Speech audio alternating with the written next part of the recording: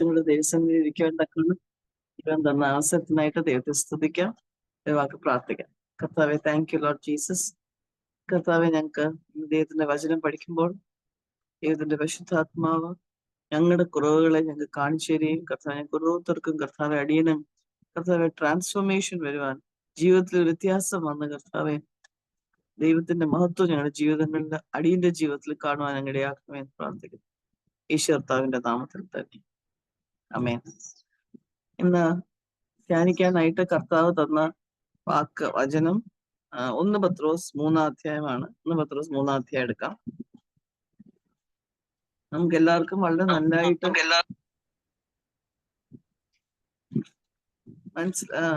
അറിയാവുന്ന ഒരു ഭാഗമാണ്.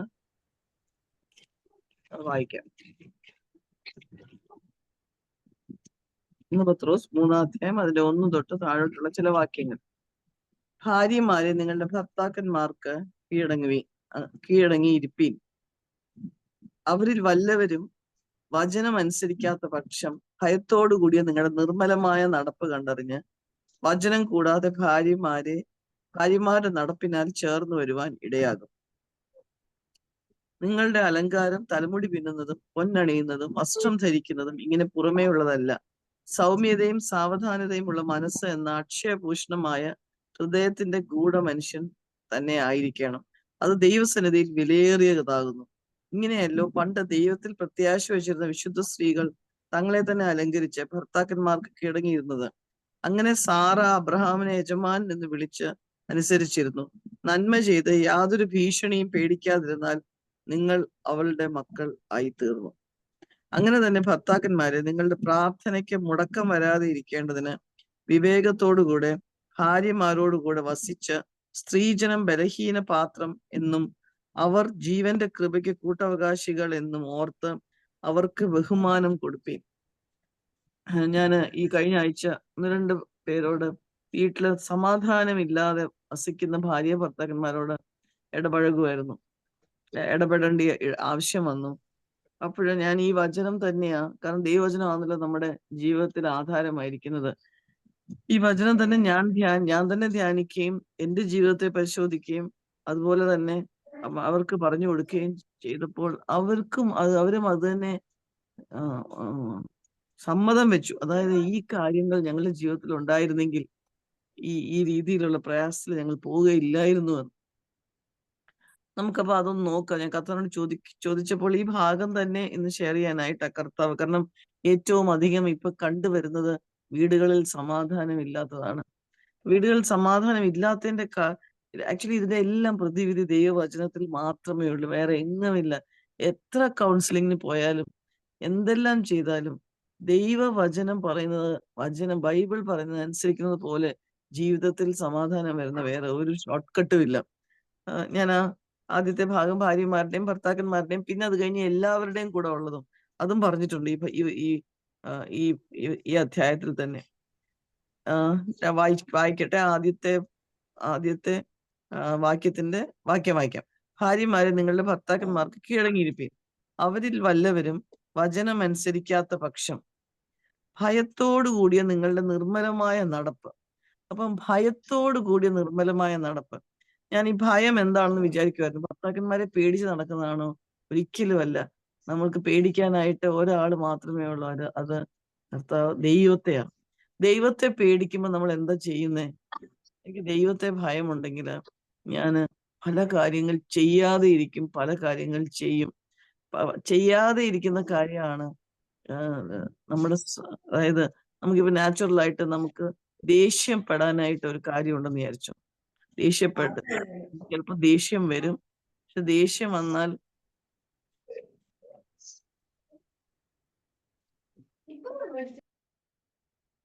വന്നു കഴിഞ്ഞാൽ നമ്മൾ എന്ത് ചെയ്യും? നമ്മൾ ആ ദേഷ്യപ്പെടുവീൻ എന്നാൽ പാപം ചെയ്യരുത് എന്നായിരിക്കുന്നത്. അപ്പൊ പാപം എങ്ങനെ നമ്മൾ ചെയ്യുന്നതെന്ന് അറിയാം. നമുക്ക് ദേഷ്യം വരും. അപ്പൊ ഉടനെ ആ ദേഷ്യം കർത്താവിന്റെ കയ്യിൽ കൊടുത്തിട്ട് പാപം ചെയ്യാതിരിക്കും. നമ്മുടെ നാവ് വെച്ച് നമ്മൾ പാപം ചെയ്യാതിരിക്കും. അതാണ് നമുക്ക് ചെയ്യാൻ പറ്റുന്ന കാര്യം. കർത്താവേ, ഈ കാര്യം കണ്ടിട്ട് എനിക്ക് പ്രയാസമായല്ലോ, ആ പ്രയാസം അങ്ങയുടെ സന്നിധിയിൽ ഞാൻ തരുക, അങ്ങ് അത് സോൾവ് ചെയ്യും എന്ന് അതിന്റെ താഴോട്ട് വരുമ്പോഴേ വേറൊരു വാക്യമുണ്ട്. ആ വാക്യം ഞാൻ ആദ്യം ഒന്ന് വായിക്കട്ടെ. 9-ാം വാക്യം. ദോഷത്തിന് ദോഷവും ശകാരത്തിന് ശകാരവും പകരം ചെയ്യാതെ നിങ്ങൾ അനുഗ്രഹം അനുഭവിക്കേണ്ടതിന് വിളിക്കപ്പെട്ടത് കൊണ്ട് അനുഗ്രഹിക്കുന്നവരായിരിക്കും. അപ്പൊ നമ്മൾ ദേഷ്യം വരുന്ന സാഹചര്യങ്ങൾ നമ്മുടെ കുടുംബങ്ങളിൽ വരുമ്പോൾ രണ്ട് കാര്യം നമുക്ക് അതാ ചെയ്യുന്നതും ചെയ്യാതിരിക്കുന്നതും പറഞ്ഞത്. നമുക്ക് ചെയ്യാതിരിക്കുന്ന കാര്യം ഇതാ, നമ്മൾ തിരിച്ച് ദോഷത്തിന് ദോഷവും ശകാരത്തിന് ശകാരവും കൊടുക്കാൻ പാടില്ല. അതിന് പകരം നമ്മൾ ചെയ്യുന്നത് അനുഗ്രഹമാ കൊടുക്കേണ്ടത്. അനുഗ്രഹിക്കുന്നവരായിരിക്കണം. ഇത് ദൈവത്തിന്റെ എങ്ങനെ നമുക്ക് അനുഗ്രഹിക്കുന്നവരാകാൻ പറ്റും? കാരണം വീട്ടിലൊരു വലിയ ബുദ്ധിമുട്ടുള്ള സാഹചര്യമാണ്. അന്യോന്യ ആൾക്കാരെ വഴക്കുണ്ടാക്കുക, ആർക്കും തമ്മിലൊരു സമാധാനമില്ല. നമുക്ക് അനുഗ്രഹം കൊടുക്കാൻ പറ്റുന്നത് എങ്ങനെയാണെന്നറിയാമോ? നമ്മുടെ ഹൃദയത്തിൽ ദൈവത്തിന്റെ സമാധാനം. ആ വാക്യത്തിൽ എബ്രായർ 12:14 ഒന്ന് വായിക്കാം. എബ്രായർ 12:14.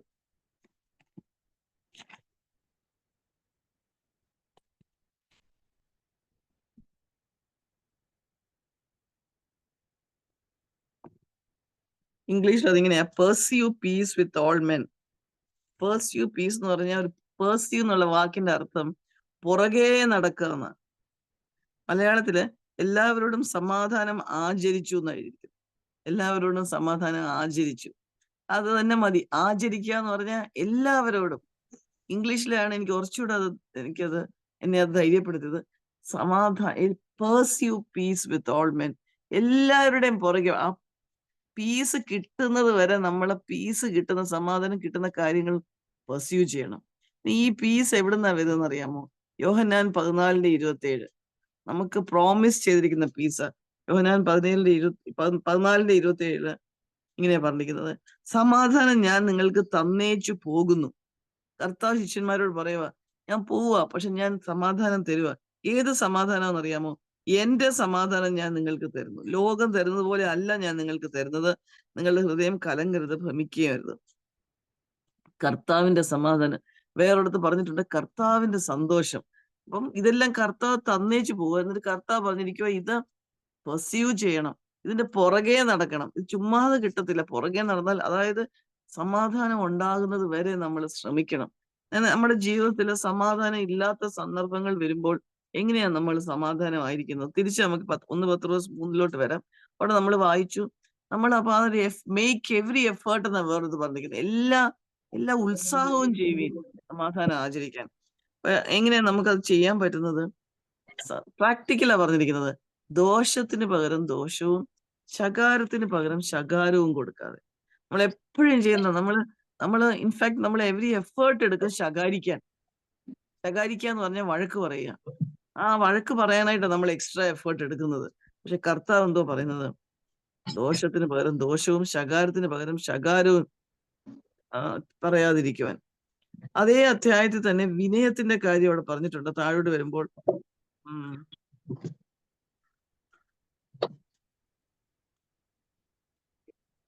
താഴോട്ട് വായിക്കാം. 10-ാം വാക്യം. ജീവനെ ആഗ്രഹിക്കുകയും ശുഭകാലം കാണുവാൻ ഇച്ഛിക്കുകയും ചെയ്യുന്നവൻ. അതായത് നമുക്ക് എല്ലാം ആഗ്രഹമല്ലേ? ജീവനെ ആഗ്രഹിക്കണം, ശുഭകാലം ഏറ്റവും നന്നായിട്ടിരിക്കണം. എന്താ ചെയ്യേണ്ടത്?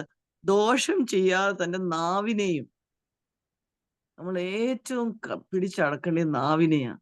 ആ നാവിനെ അടക്കുമ്പോൾ നമ്മുടെ നാവ്, നമുക്കറിയാം യാക്കോബിന്റെ ലേഖനത്തിൽ പറഞ്ഞിട്ടുണ്ട് നാവ് എത്രമാത്രം ദോഷം ചെയ്യുമെന്ന്. നാവ് കൊണ്ട് നമുക്ക് എന്ത് വേണമെങ്കിലും, നമുക്ക് ചിലപ്പം ഒരാളെ ശകാരിക്കാതെ തന്നെ, വളരെ ശകാരിക്കാതെ സ്വന്തമായിട്ട് ശകാരിച്ച് തന്നെ നമുക്ക് പ്രശ്നം ഉണ്ടാകും. നമ്മളപ്പോ വളരെ അതിന് പകരം നമ്മൾ എന്താ ചെയ്യേണ്ടത്? വ്യാജം പറയാതെ അധരത്തെയും, പലപ്പോഴും തെറ്റായിട്ടുള്ള കാര്യങ്ങളാണ് നമ്മൾ പറയുന്നത്, നമ്മൾ ആഗ്രഹിക്കാത്ത കാര്യങ്ങളാണ് നമ്മൾ പറയുന്നത്. അങ്ങനെ ചെയ്യുന്നതിന് പകരം അധരത്തെയും അടക്കിക്കൊള്ളട്ടെ. അവൻ ദോഷം വിട്ടകന്ന് ഗുണം ചെയ്യുകയും സമാധാനം അന്വേഷിച്ച് പിന്തുടരുകയും. ഇവിടെ അതുണ്ട്, കണ്ടോ? സമാധാനം അന്വേഷിച്ച് പിന്തുടരുക. എങ്ങനെ ചെയ്താൽ എന്റെ വീട്ടിൽ സമാധാനം ഉണ്ടാകും? അങ്ങനെ അന്വേഷിച്ച് പിന്തുടരണം. കർത്താവിന്റെ കണ്ണ് നീതിമാന്മാരുടെ മേലും അവന്റെ ചെവി അവരുടെ പ്രാർത്ഥനയ്ക്കും തുറന്നിരിക്കുന്നു. എന്നാൽ കർത്താവിന്റെ മുഖം ദുഷ്പ്രവൃത്തിക്കാർക്ക് പ്രതികൂലമായിരിക്കുന്നു. തിരിച്ച് നമുക്ക് 1-ാം വാക്യത്തിലോട്ട് വരാം. ഞാനൊരു ഭാര്യയാണല്ലോ, എങ്ങനെ എനിക്ക് സമാധാനം ഉണ്ടാക്കാൻ പറ്റും? അവിടെ ഇവിടുത്തെ പ്രശ്നം എന്തുവാണ്? ഇവിടുത്തെ ഈ വചനത്തിൽ പറഞ്ഞിരിക്കുന്ന ഭർത്താവ് വചനം അനുസരിക്കാതെ ഇരിക്കുക. അതായത് ദൈവത്തിന്റെ വഴികളിലല്ല, ദൈവം പറയുന്ന ഒരു കാര്യം അല്ല ചെയ്യുന്നത്. അത് നമുക്ക് നല്ലതായിട്ട് അറിയാം ഒരു ഭാര്യയ്ക്ക്. അപ്പൊ ഭാര്യ എന്താ ചെയ്യേണ്ടതെന്ന് അവിടെ ഇരിക്കുന്നത്? ഭയത്തോടുകൂടി, ഭയം ഞാൻ അവിടെ വെച്ചാണ് ഞാൻ തുടങ്ങിയത്. ഭയത്തോടു കൂടിയ നിർമ്മലമായ നടപ്പ്. ഭയം എന്ന് വെച്ചാൽ ദൈവത്തോടുള്ള ഭയത്തില്. ദൈവത്തോടുള്ള ഭയം വരുമ്പോൾ ഞാൻ നേരത്തെ പറഞ്ഞു, നമുക്ക് ചിലപ്പോൾ ദേഷ്യം വരും. പക്ഷെ നമ്മൾ ആ ദേഷ്യത്തിനെ മറികടന്ന് ദൈവത്തോടുള്ള ഭയത്തില്, ദൈവത്തെ അനുസരിച്ച്, അതായത് നാവ് കൊണ്ട് തെറ്റ് ചെയ്യാതെ ഇരിക്കണം. അതാണ് ദൈവഭയത്തിൽ ജീവിക്കുന്നത്. ദൈവഭയത്തിൽ ജീവിക്കുമ്പോൾ നിർമ്മലമായ നടപ്പ്. അത് കാണുമ്പോൾ എന്താ പറയുന്നത്? ഇത് കണ്ടറിഞ്ഞെന്ന് അവിടെ എഴുതിയിരിക്കുന്നത്. ദൈവത്തിന്റെ നിർമ്മലമായ നടപ്പ് കണ്ടറിഞ്ഞ്, ഇത് ഭർത്താവ് കാണും. അറിഞ്ഞ് വചനം കൂടാതെ ഒരു വാക്ക് പോലും പറയാതെ ഭാര്യമാരുടെ നടപ്പിനാൽ ചേർന്ന് വരുവാൻ ഇടയാകും. ഇത് ആക്ച്വലി ഒരു ഭാര്യയും ഭർത്താവും തമ്മിൽ പറഞ്ഞിരിക്കുന്നതാണെങ്കിൽ പോലും ഏത് റിലേഷൻഷിപ്പിലും നമുക്ക് ഇത് അപ്ലൈ ചെയ്യാൻ പറ്റും. ഒരു ഫ്രണ്ട്സ് തമ്മിലുള്ള റിലേഷൻ, സഹോദരി സഹോദരന്മാർ തമ്മിലുള്ള റിലേഷൻഷിപ്പ്, ബോസും ഒരു യജമാന്റെ അടിയിൽ, അല്ലെങ്കിൽ ഒരു MDയുടെ അടിയിൽ നമ്മൾ ജോലി ചെയ്യുമ്പോൾ, ഇവിടെ ഒക്കെ ചെയ്യുമ്പോൾ ദൈവഭയത്തിലും നമ്മുടെ നടപ്പ് നിർമ്മലതയോടുകൂടി ആയിരിക്കുമ്പോഴും അത് കണ്ടറിയുമ്പോൾ നമ്മൾ ഒരു വാക്കും പറയേണ്ട ആവശ്യമില്ല, ആരെക്കൊണ്ടും പറയിപ്പിക്കേണ്ട ആവശ്യമില്ല. നമ്മളെ കണ്ടിട്ടാണ് മറ്റുള്ള ആള് ചേർന്ന് വരാൻ ഇടയാകും. ഇനി അടുത്ത വാക്യത്തില് നമ്മൾ ഇതെങ്ങനെയെല്ലാം നമ്മൾ നടക്കുമ്പോഴും നമുക്ക് ഏറ്റവും ആഗ്രഹം എന്തുവാ? നമ്മളുടെ അലങ്കാരമാണ്. നമ്മളുടെ അലങ്കാരം, പുറമേയുള്ള അലങ്കാരത്തിന് വേണ്ടി നമ്മൾ ഒത്തിരി കഷ്ടപ്പെടും. അലങ്കാരം, തലമുടി പിന്നുന്നതും പൊന്നണിയുന്നതും വസ്ത്രം ധരിക്കുന്നതും ഒക്കെ ചെയ്തുകൊണ്ടിരിക്കും. അതിനുവേണ്ടി നമ്മൾ എത്ര എഫേർട്ടാണ് നമ്മൾ ഇടുന്നത് ആക്ച്വലി. പക്ഷെ കർത്താവ് പറയുക എന്തുവാ വേണ്ടത്? സൗമ്യതയും സാവധാനതയും ഉള്ള മനസ്സ്. ഇതാ കർത്താവ് ആഗ്രഹിക്കുന്നത്. സൗമ്യതയും. ചിലപ്പോൾ സംസാരിക്കുമ്പോൾ നമ്മൾ ആ ഒരു കണ്ടീഷൻ വന്നിരിപ്പോൾ ഉടനെ നമ്മൾ, കർത്താവെ ഞാൻ ഇനി കൂടുതൽ സംസാരിക്കുന്നില്ല, കർത്താവ് സിറ്റുവേഷൻ ടേക്ക് ഓവർ ചെയ്യണമേ നമ്മൾ ഹൃദയത്തിൽ പറയാം. ഒരു പ്രയാസമുള്ള സാഹചര്യം വീടുകളിൽ വരുമ്പോൾ ടേക്ക് ഓവർ ചെയ്യണമെന്ന് പറഞ്ഞിട്ട് കർത്താവിന്റെ സൗമ്യത, കർത്താവിന്റെ സാവധാനം. അപ്പൊ ഞാൻ പറയാൻ വന്നത്, നമ്മളൊരു സിറ്റുവേഷനിലായിരിക്കും ഈ 4 കാര്യം: ദൈവഭയം, നിർമ്മലത, സൗമ്യത, സാവധാനത. ഈ 4 നമ്മൾ എന്ത് ചെയ്യണം? നമ്മുടെ നാവിനെ പിടിച്ചടക്കണമെന്നാണ് പറഞ്ഞിരിക്കുന്നത്. പിടിച്ചടക്കിയേ പറ്റുള്ളൂ. എന്നിട്ട് സമാധാനത്തെ പിന്തുടരണം. അതാണ് നമ്മൾ വായിച്ചത്.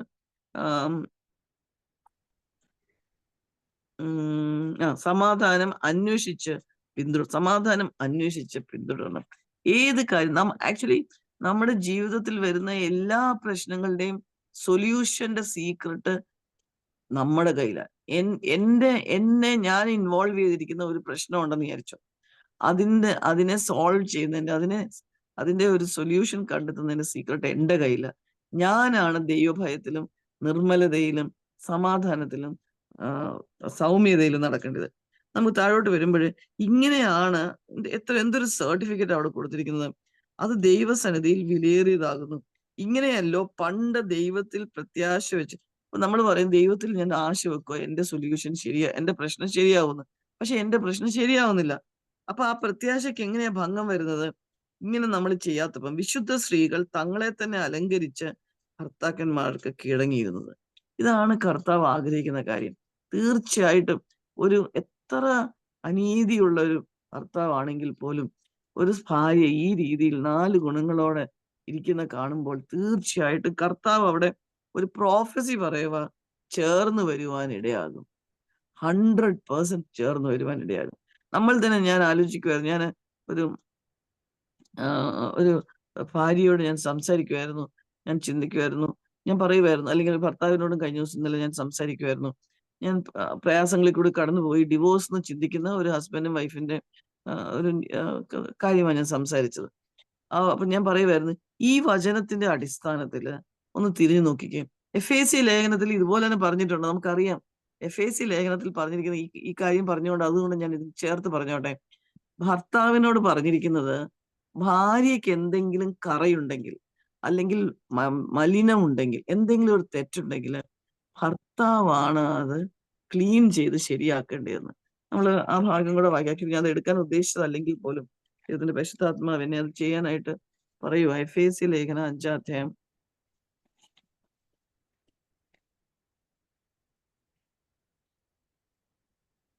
ആ ഭാഗം വായിക്കാം. എഫേസ്യർ 5:22. ഭാര്യമാരെ കർത്താവിന് എന്ന പോലെ സ്വന്തം ഭർത്താക്കന്മാർക്ക് കീഴടങ്ങുവിൻ. ക്രിസ്തു ശരീരത്തിന്റെ രക്ഷിതാവായി സഭയ്ക്ക് തലയാകുന്ന പോലെ ഭർത്താവ് ഭാര്യയ്ക്ക് തലയാകുന്നു. അപ്പം ഭാര്യയുടെ രക്ഷിതാവാരാ? ഭർത്താവാ. എന്നാൽ സഭ ക്രിസ്തുവിന് കീഴടങ്ങിയിരിക്കുന്ന പോലെ ഭാര്യമാരും ഭർത്താക്കന്മാരും സകലത്തിലും കീഴടങ്ങിയിരിക്കണം. ഭർത്താക്കന്മാരെ, ക്രിസ്തുവും സഭയെ സ്നേഹിച്ചതുപോലെ നിങ്ങളുടെ ഭാര്യമാരെ സ്നേഹിപ്പിൻ.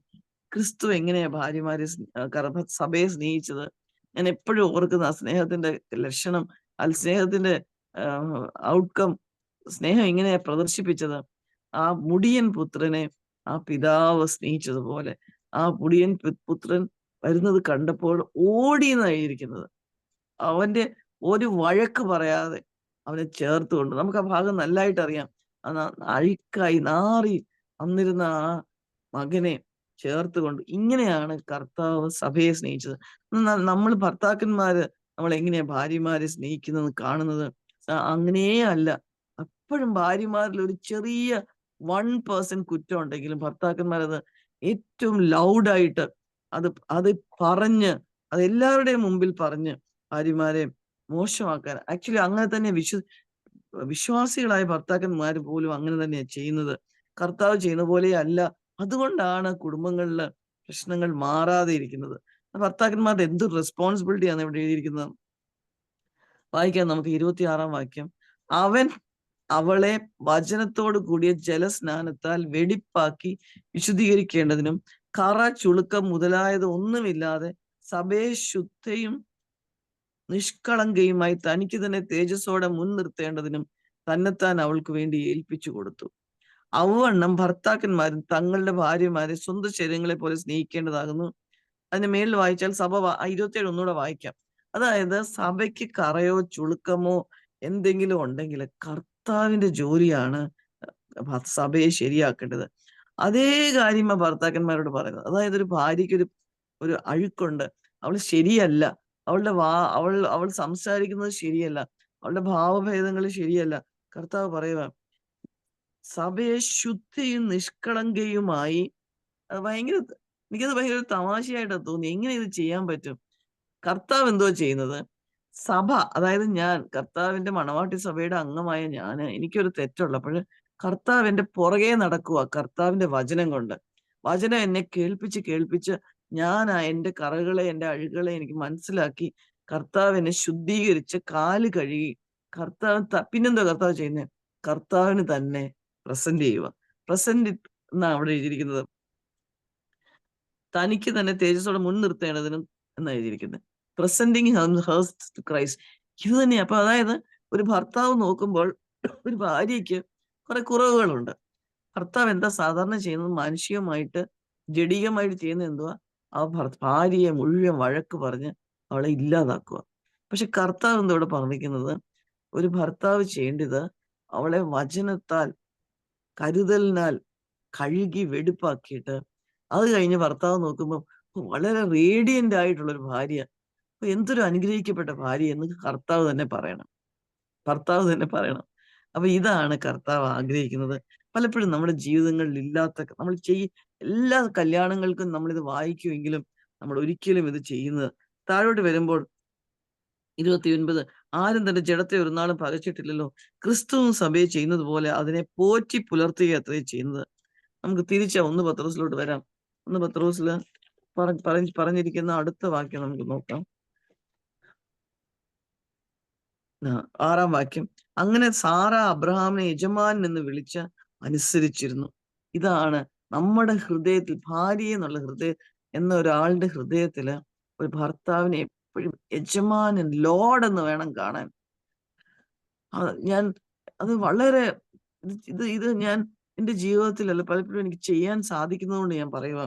ഞാൻ ഒരു ഡിഫിക്കൽട്ട് സിറ്റുവേഷനിൽ വരുമ്പോൾ, ഞാനും എന്റെ ഭർത്താവും തമ്മിൽ എഗ്രി ചെയ്യാത്ത സിറ്റുവേഷൻ വരുമ്പോൾ ഈ വാക്യം ഞാൻ ഓർക്കും. കർത്താവ് പറഞ്ഞിരിക്കുന്നത് യജമാനൻ എന്നാണ് കാണേണ്ടതെന്ന്. അത് ആ ഒരു കാഴ്ചപ്പാട് ഹൃദയത്തിൽ വരുമ്പോൾ, ആ പെർസ്പെക്റ്റീവ് വരുമ്പോൾ ഇമ്മീഡിയറ്റ്ലി കർത്താവെ, ഞാൻ എന്റെ അഭിപ്രായത്തെ ഞാൻ മാറ്റിവെക്കുന്നു എന്നെനിക്ക് സന്തോഷത്തോടെ പറയാൻ ദൈവം സഹായിക്കും. നന്മ ചെയ്ത് യാതൊരു ഭീഷണിയും പേടിക്കാതിരുന്നാൽ നിങ്ങൾ അവളുടെ മക്കളായി തീർന്നു. അപ്പൊ നമ്മൾ പലപ്പോഴും ഭർത്താവും ഭാര്യയും നമ്മൾ പ്രശ്നത്തിൽ എന്താ പേടി വരും. നമുക്ക് പേടി എന്തിനാ വരുന്നത്? ഭർത്താവ് ചെയ്യുന്ന കാര്യത്തിന് ഒരു വലിയ പ്രശ്നം ഉണ്ടാകും എന്ന് നമ്മൾ പേടിക്കും ചിലപ്പോൾ. അങ്ങനത്തെ സന്ദർഭങ്ങൾ വരും നമുക്ക്.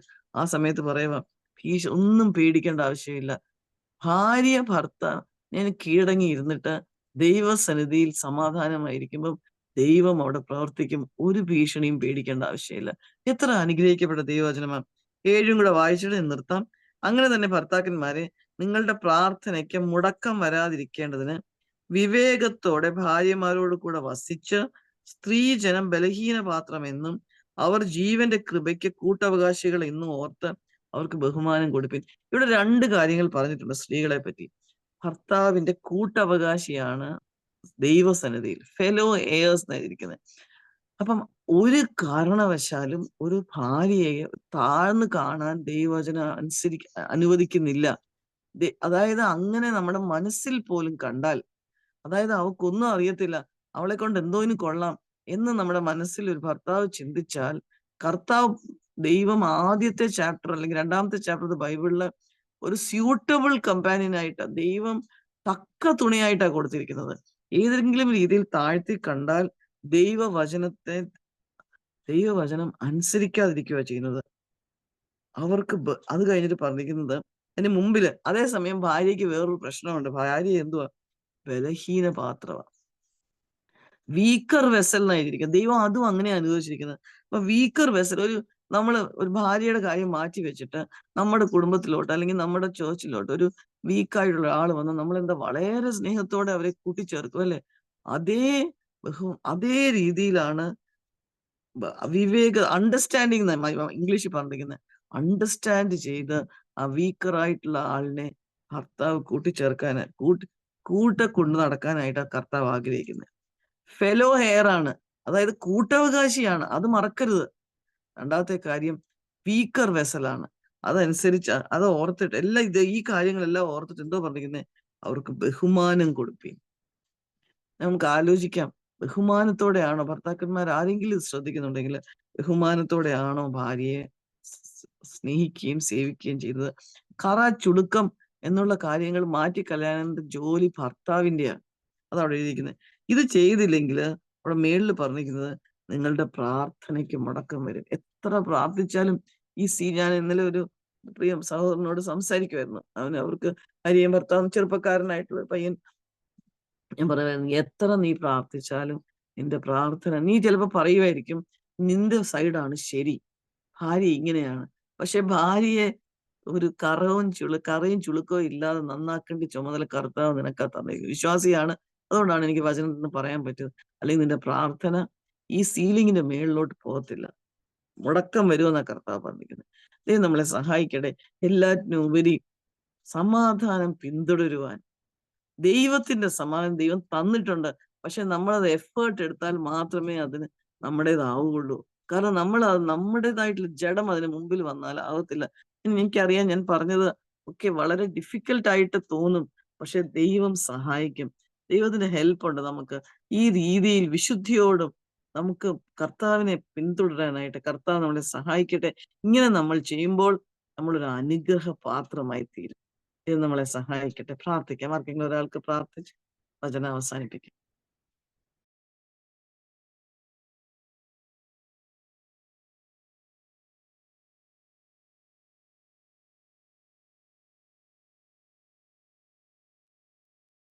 സ്നേഹവാനായ ദൈവമേ, അനുഗ്രഹിക്കപ്പെട്ട ഈ ദിവസത്തിനായിട്ട് സ്തോത്രം. നല്ല സമയത്തിനായി സ്തുതിക്കുന്നു, സ്തോത്രം ചെയ്യുന്നു.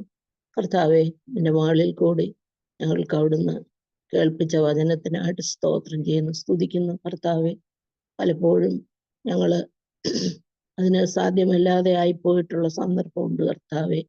എന്നാല് ഞങ്ങൾ അങ്ങയിൽ ആശ്രയിച്ചുകൊണ്ട് അങ്ങയുടെ വചനത്തിൽ ആശ്രയിച്ച് മുന്നോട്ട് ജീവിപ്പാൻ തക്കവണ്ണം ഞങ്ങൾക്ക് അവിടുന്ന് കൃപ തരണമേ എന്ന് പ്രാർത്ഥിക്കുന്നു. ഭാര്യമാരെങ്ങനെ ജീവിക്കണമെന്നും ഭർത്താക്കന്മാര് കീഴ്പ്പെട്ട് ജീവിക്കണമെന്നും ഒക്കെ ഞങ്ങളെ കേൾപ്പിച്ച അങ്ങയുടെ വലിയ കൃപയ്ക്കായിട്ട് നന്ദിയോടെ സ്തോത്രം ചെയ്യുന്നു. അതനുസരിച്ച് ഞങ്ങളുടെ ജീവിതത്തെ ക്രമീകരിക്കുവാൻ തക്കവണ്ണം അവിടുന്ന് കൃപ ചെയ്യണമേ എന്ന് പ്രാർത്ഥിക്കുന്നു. ഞങ്ങളാൽ ഒന്നും സാധ്യമല്ല കർത്താവെ, അങ്ങയുടെ കൃപ ഞങ്ങൾക്ക് ആവശ്യമാണെന്ന് അറിയുന്നുവല്ലോ. ഞങ്ങളുടെ സകല കാര്യങ്ങളും അവിടുന്ന് അറിയുന്നതിനായിട്ട് സ്തോത്രം ചെയ്യുന്നു, സ്തുതിക്കുന്നു. കർത്താവെ, നല്ല ഭാര്യയായി കർത്താവെ, ഞങ്ങള് ഭർത്താക്കന്മാർ കർത്താവെ ഞങ്ങൾക്ക് കൂട്ടവകാശികളാണല്ലോ. ദൈവമേ, അങ്ങയുടെ ആ കൃപയില് ഞങ്ങൾ മുന്നോട്ട് ജീവിപ്പാൻ തക്കവണ്ണം അവിടുന്ന് സഹായിക്കണമേ എന്ന് പ്രാർത്ഥിക്കുന്നു. കർത്താവെ, നിന്റെ മകളെ അവിടുന്ന് അനുഗ്രഹിക്കണമേ. നിന്റെ മകളെ കർത്താവെ ഒരു കേൾപ്പിച്ച എല്ലാ നന്മകൾക്കായിട്ട് സ്തോത്രം ചെയ്യുന്നു, സ്തുതിക്കുന്നു. എൻ്റെ മകളെ കൂടുതലായിട്ട് ബലപ്പെടുത്തണമേ, ശക്തീകരിക്കണമേ, അങ്ങയുടെ കൃപയിൽ നിറയ്ക്കണമേ. അങ്ങയുടെ കർത്താവെ കൃപയിൽ നിർത്തിക്കൊള്ളമേ എന്ന് പ്രാർത്ഥിക്കുന്നു. ഞങ്ങളെ എല്ലാവരെയും കുടുംബമായിട്ട് കാര്യങ്ങളിൽ ഏൽപ്പിച്ച് പ്രാർത്ഥിക്കുന്നു.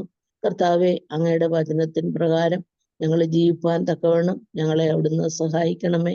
അതിനായി ഞങ്ങളെ ഒരുക്കണമേ എന്ന് പ്രാർത്ഥിക്കുന്നു. പരിശുദ്ധാത്മാവിന്റെ കൃപ ഞങ്ങൾക്ക് കൂടെ ഇരിക്കണമേ എന്ന് പ്രാർത്ഥിക്കുന്നു.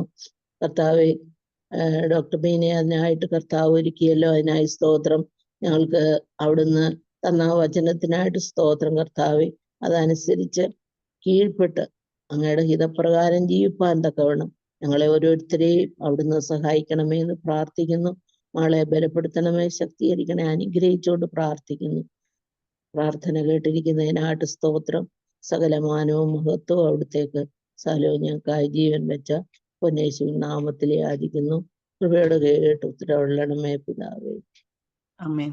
Price the Lord.